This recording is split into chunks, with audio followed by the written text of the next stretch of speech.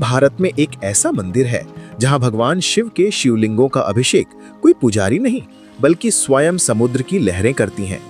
ये कहानी है गुजरात के दीव यानी डीयू से कुछ ही दूर फुदुम गांव में स्थित गंगेश्वर महादेव मंदिर की।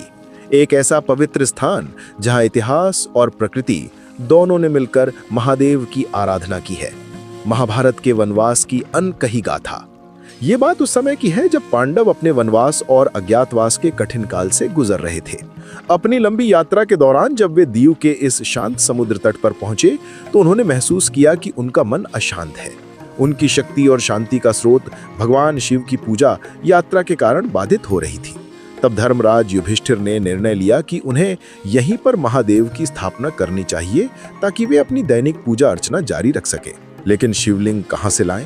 पांडव भाइयों ने कोई साधारण शिवलिंग स्थापित नहीं किया। उन्होंने वहां मौजूद चट्टानों पर ही अपनी श्रद्धा को आकार दिया।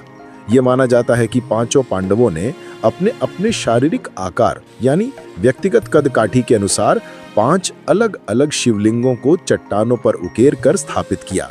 सबसे विशाल शिवलिंग बलशाली भीम ने स्थापित किया क्योंकि उनका शरीर सबसे विशाल था।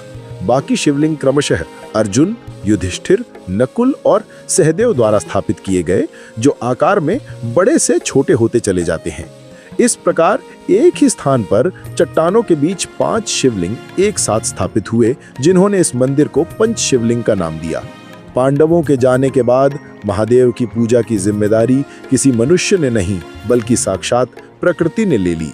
मंदिर समुद्र तट पर एक गुफा में स्थित है।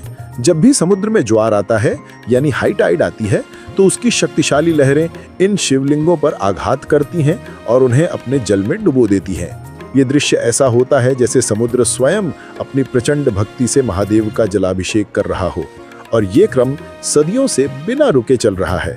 गंगेश्वर नाम भी इसी पवित्रता से जुड़ा है। गंगेश्वर भगवान शिव का एक नाम है जिसका अर्थ है गंगा को धारण करने वाले ईश्वर। यहाँ समुद्र की लहरें, जिन्हें गंगा का ही एक रूप माना जाता है, महादेव को पूजती हैं।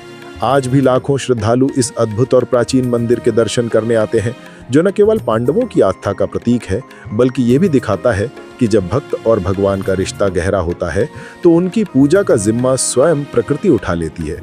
आशा करता हूं दोस्तों ये जानकारी आपको पसंद आई होगी।